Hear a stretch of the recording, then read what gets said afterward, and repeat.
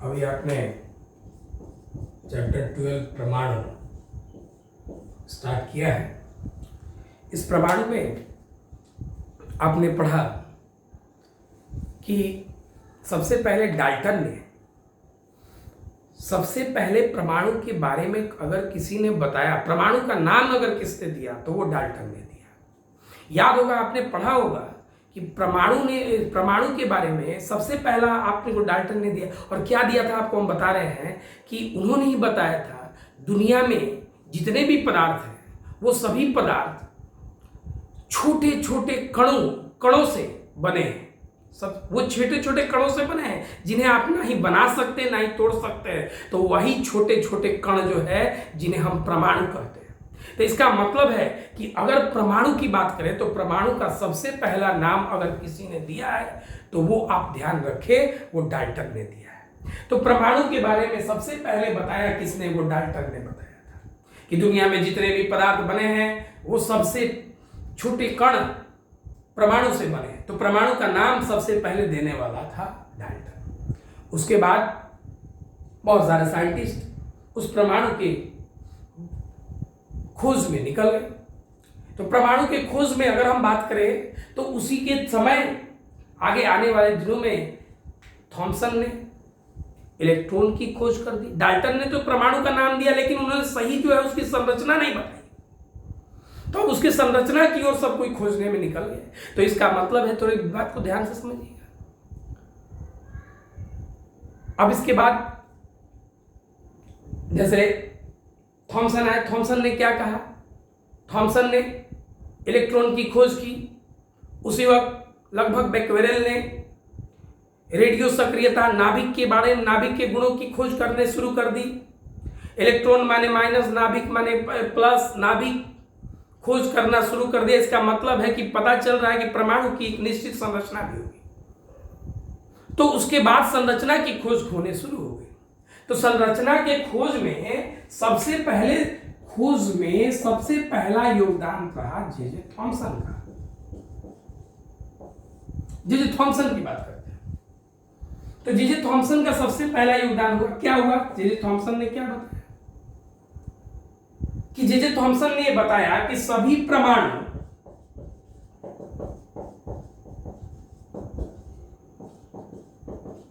एक धनावेशित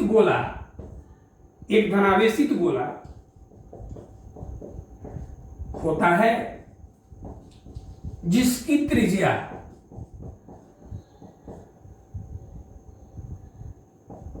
(10⁻⁻10 मीटर होती है। अब एक चीज आप हमको ये बताएं, कोई इसको त्रिज्या लिखता है, कोई इसको व्यास भी लिख देता है।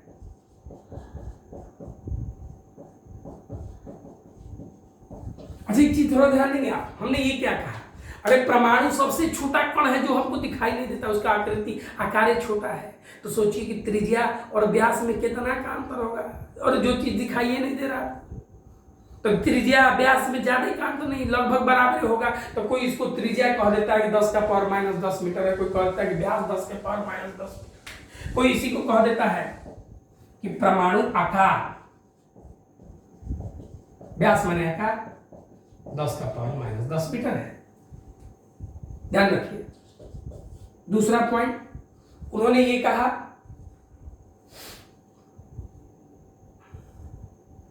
सभी परमाणु में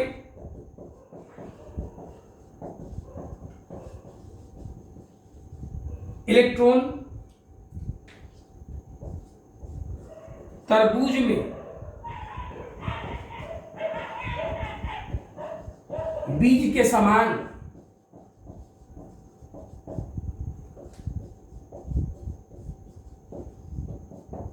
उपस्थित रहते हैं।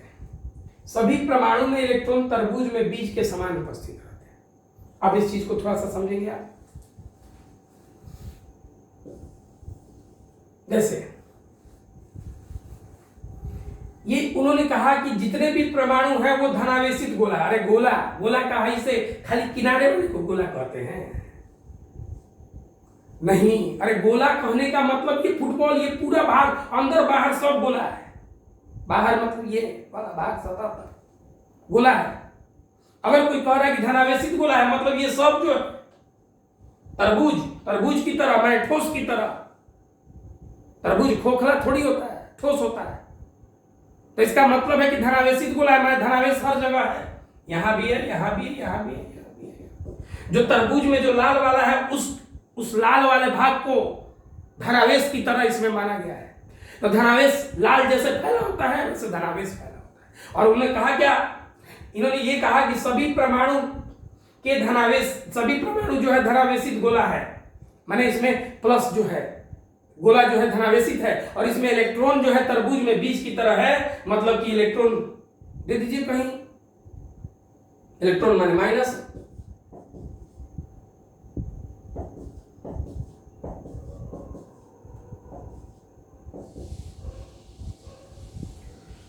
दे दिए। अब इसके बाद इसमें थोड़ा सा ध्यान देंगे आप, बात समझिए थोड़ा ध्यान से। जैसे इन्होंने क्या कहा, इन्होंने ये कहा कि सभी परमाणु जो है धनावेशित गोला है, और इसमें इलेक्ट्रॉन जो है माने ऋणावेश जो है इलेक्ट्रॉन तरबूज में बीज की तरह है। ये चीज ध्यान दीजिएगा कि ये गलत कहा है इन्होंने ये गलत कहा कि ये, जैसे इन्होंने क्या कहा, जैसे तरबूज में जो लाल सब जगह फैला होता है, वैसे ही जो है, मेरी बात समझिए, वैसे ही लाल जैसे सब जगह फैला होता है, वैसे ही जो है प्लस जो है सब जगह फैला है, धनावेश प्रोटॉन सब जगह फैला है। क्या ये सही बात है? आपको ये मालूम है कि सभी प्लस जो है, सभी प्रोटॉन जो है वो परमाणु के, सभी प्लस परमाणु के नाभिक में होते हैं, प्लस सब जगह फैला नहीं है।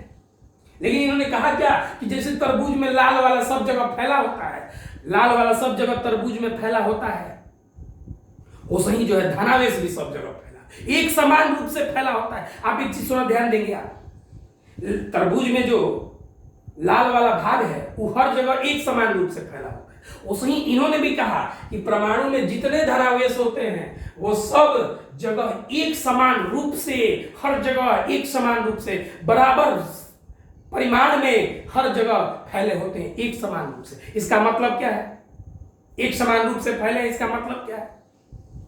मतलब हर जगह प्लस की मात्रा परिमाण बराबर है, हर जगह या।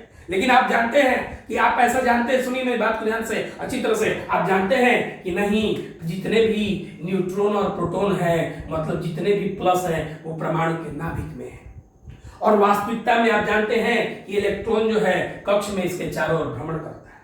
ये सही संरचना है, अभी तक जो जानते हैं उसमें ये सही संरचना है। क्यों? क्योंकि अभी भी कोई जरूरी नहीं है कि ये संरचना पूर्णतः सही है, लेकिन जो अभी तक जानते हैं उसकी बात करते हैं। अभी तक हम ये जान रहे हैं कि परमाणु के नाभिक होते हैं, उसी नाभिक में सारे धनावेश उपस्थित है, धनावेश इधर उधर उधर उधर नहीं है। लेकिन इन्होंने कहा क्या कि जैसे लाल वाला सब जगह फैला है, वैसे चारों ओर धनावेश भी हर जगह फैला है। एक और चीज इन्होंने ये भी कहा कि परमाणु में द्रव्यमान जो है वो भी एक समान रूप से वितरित है, हर जगह द्रव्यमान बराबर है। तरबूज में जैसे हर जगह द्रव्यमान बराबर होता है, वैसे ही इन्होंने कहा क्या कि परमाणु के भी द्रव्यमान भी एक समान रूप से फैले हैं, मतलब जितना द्रव्यमान यहाँ उतने द्रव्यमान यहाँ, उतने द्रव्यमान यहाँ, उतने द्रव्यमान यहाँ, उतने यहाँ। अच्छा एक चीज आप बताइए, क्या इन्होंने सही कहा? ये भी गलत कहा। कैसे आपको मालूम है कि तीन मौलिक कण परमाणु के इलेक्ट्रॉन, प्रोटॉन, न्यूट्रॉन में सबसे हल्का इलेक्ट्रॉन होता है, प्रोटॉन न्यूट्रॉन इससे भारी होता है। अब ये चीज आप थोड़ा सा ध्यान देंगे आप कि इलेक्ट्रॉन, प्रोटॉन, न्यूट्रॉन में आपको ये सबसे पहले आपको ये मालूम होगा कि इलेक्ट्रॉन सबसे हल्का है, वो कराले भारी ही है प्रोटॉन, और ये न्यूट्रॉन भारी है। अब ये बताइए कि ये हल्का है, ये दोनों जो है भारी है, तब बताइए तो दोनों जगह के द्रव्यमान बराबर है, एक समान रूप से है। और भी यहाँ पर न्यूट्रॉन और प्रोटॉन का कॉम्बिनेशन है, इलेक्ट्रॉन जो है गिनती मात्रा में कॉम्बिनेशन होती है, उसकी एक निश्चित होती है, लेकिन यहाँ तो टोटल न्यूट्रॉन और प्रोटॉन होता है।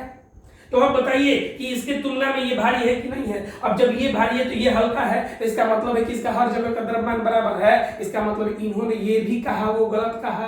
क्या गलत कहा? इन्होंने ये कहा है, तीसरा पॉइंट जो बात कहा वो लिख रहे हैं, अभी हम बाद में देखेंगे कि क्या गलत कहा।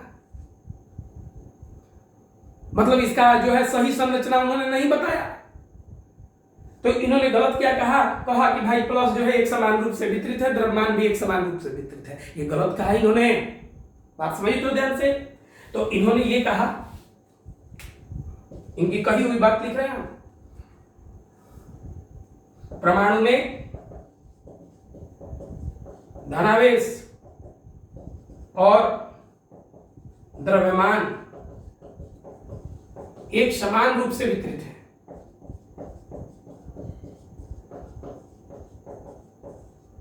गलत है ये, खैर ठीक है।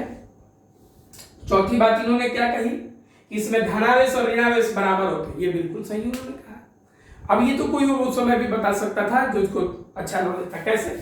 एक क्षेत्र विद्युत का माइनस ऋणावेशी क्षेत्र रख देता, धनावेशी यहां रख देता, प्लस और माइनस रख देता, अब परमाणु को भेज देता, भेज दिया होगा। अब इधर देखिए, अगर ये परमाणु इधर मुड़ जाता, माइनस की ओर मुड़ जाता तो कहते प्लस है, इधर प्लस की ओर मुड़ता तो माइनस है, लेकिन सीधे चल गया तो उदासीन है। तो उन्होंने ये प्रयोग से बताया होगा कि परमाणु उदासीन है। उदासीन कब होगा? कि जितना प्लस होगा उतना माइनस होगा। इन्होंने सही बताया उस प्रयोग के हिसाब से। परमाणु में, प्रत्येक परमाणु में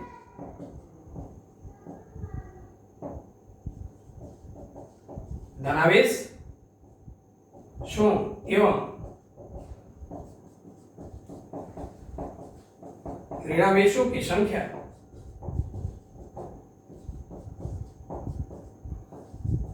एक समान होती है,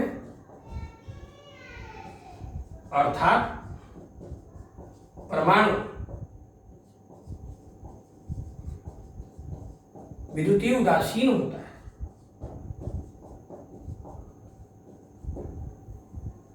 ये जो ने कहा परमाणु जो है विद्युतीय उदासीन होता है।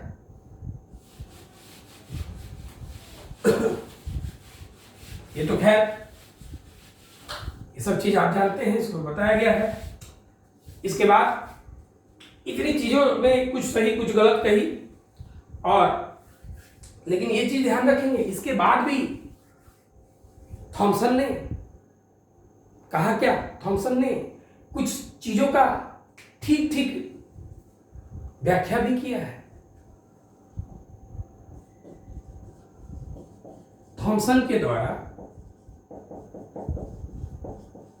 निम्न प्रक्रिया को ठीक से समझाया गया है।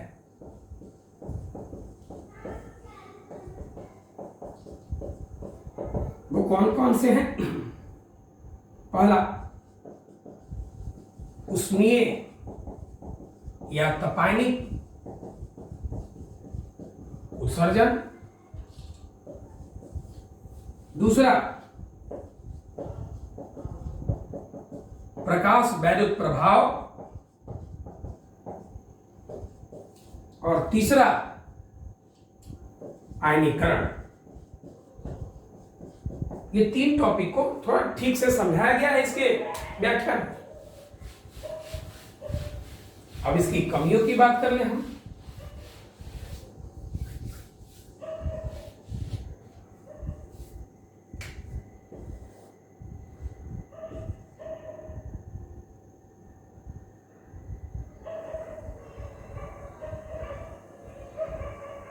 सीमाएं,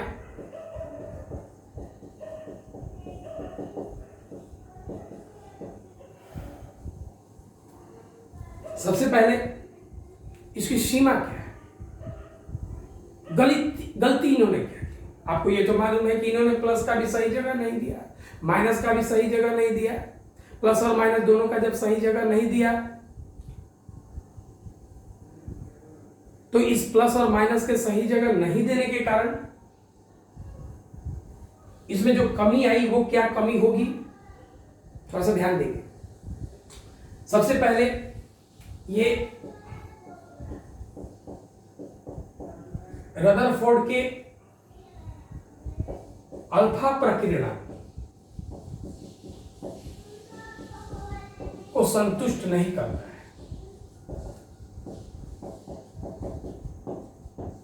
रदरफोर्ड के अल्फा प्रकीर्णन को संतुष्ट नहीं करता है। अरे भाई, अल्फा प्रकीर्णन को संतुष्ट नहीं करता है। एक चीज देखिए, आपको ये मालूम है कि अल्फा किसको कहते हैं भाई? अल्फा हम प्लस को कहते हैं, हीलियम आयन को, He2+ को। अल्फा माने प्लस। अल्फा प्रकीर्णन को ये संतुष्ट नहीं करता। अरे इसको सोचा जाए कि ये कैसे नहीं करता है। सोचिए बात को ध्यान से, आइए सोच लीजिए, ध्यान से सोचिए थोड़ा ध्यान से। अरे थॉमसन ने क्या बताया था कि हर जगह प्लस होता है, अच्छा एक चीज थोड़ा सा ध्यान दीजिए, लेकिन आप जानते हैं कि हर जगह प्लस नहीं होता है, केवल नाभिक में प्लस होता है। उन्होंने कहा कि हर जगह प्लस है। अच्छा एक चीज थोड़ा ध्यान देंगे, अगर आप प्लस को भेजते हैं, आप जानते हैं कि नाभिक में प्लस है, थोड़ा सा ध्यान देंगे कि जब आप जानते हैं कि ये नाभिक में प्लस है, इसके जब ये नाभिक में प्लस है तो सोचेंगे आप अच्छी तरह से, तो अगर आप ये प्लस को आप विस्फोटित करते हैं तो ये प्लस जो है आगे गया। आप ध्यान दीजिए, आप ये रदरफोर्ड के अल्फा प्रकीर्णन को संतुष्ट नहीं करता है। आपको ये मालूम है कि अल्फा प्रकीर्णन क्या है, आप ये जानते हैं कि केंद्र से अगर अल्फा जो है वो पीछे पूरी तरह से लौट आता है, बाकी हर जगह से ये लौटता नहीं है, ये रदरफोर्ड ने बताया था। लेकिन ये संतुष्ट कैसे नहीं करता है, इसमें क्या कमी है, और इसका मतलब है कि ये कमी है, ये वास्तविक चित्र ही है जो रदरफोर्ड बताया है प्लस के लिए। लेकिन इन्होंने ये संतुष्ट नहीं किया, इसका मतलब है कि ये प्लस का जानकारी गलत दिया है। कैसे, सोचिए तो ध्यान से। अगर ये अल्फा आपने फेंका, मैंने प्लस फेंका, जब आप प्लस को फेंक रहे हैं, इस चीज को ध्यान रखिए आप, जब आप इसमें प्लस को फेंके, अगर ये देखिए तो ध्यान से, प्लस को अगर फेंकते हैं, मान लिया कि यहां अगर माइनस होता है तो ये प्लस जाता है, जब ये तो प्लस यहां से जाता है तो ये माइनस तो खींच लेता है।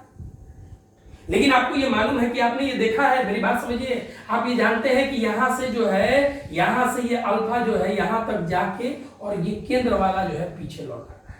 अरे पीछे लौटने का मतलब क्या हुआ है, विकर्षण हुआ है। अरे विकर्षण, प्लस का विकर्षण किससे होगा, प्लस से होगा। इसका मतलब ये यहाँ पर निश्चित रूप से प्लस होगा। और ये प्लस, जहां प्लस है नाभिक में, यहां से प्लस है, इसका मतलब है कि नाभिक धनावेशित है, जो कि आगे रदरफोर्ड में बताया जाएगा। तो ये जब धनावेशित है, ये प्लस है, तो इस चीज को समझिए। तो ये जब जहां प्लस है वहां से अल्फा पूरी तरह से पीछे लौट के आई, तो थॉमसन ने क्या कहा था कि हर जगह प्लस है। तो जब ये हर जगह प्लस है, बीज में बीज की तरह, इसका मतलब अल्फा तो है, हर जगह से पीछे लौटना चाहिए। ऐसा हुआ नहीं, इसका मतलब है कि ये जो है, इसका मतलब है कि ये संरचना गलत है, प्लस वाला गलत है। क्यों गलत भाई हुआ, क्योंकि आपने प्रयोग किया तो आपको अल्फा प्रकीर्णन केवल 20 से दिखाई दिया, और उसके हिसाब से अगर होता तो हर जगह से दिखाई देना चाहिए। मतलब इसका नियम जो है अल्फा प्रकीर्णन के संतुष्ट नहीं किया। मतलब है कि अल्फा प्रकीर्णन क्या दिखाता है कि केवल एक ही जगह से लौटता है, तो इसके हिसाब से हर जगह से लौटना चाहिए। तो ये अल्फा प्रकीर्णन को संतुष्ट नहीं किया, इसकी ये एक कमी होगी। दूसरी कमी क्या है, आपको ये मालूम है कि हाइड्रोजन स्पेक्ट्रम, परमाणु स्पेक्ट्रम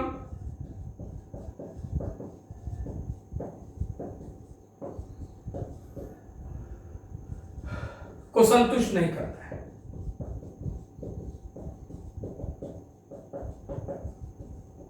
परमाणु स्पेक्ट्रम को ये संतुष्ट नहीं करता। अब इसको थोड़ा सा ध्यान देंगे, जब ये परमाणु स्पेक्ट्रम को संतुष्ट नहीं करता है, इसको थोड़ा सा समझा जाए क्या ये करना चाहता है। जैसे हाइड्रोजन पर विचार करते हैं हम, इसे हाइड्रोजन पर क्यों बता रहे हैं कि परमाणु स्पेक्ट्रम ये इलेक्ट्रॉन के स्थान से संबंधित है, और इस हाइड्रोजन पर ही बोर ने बताया था।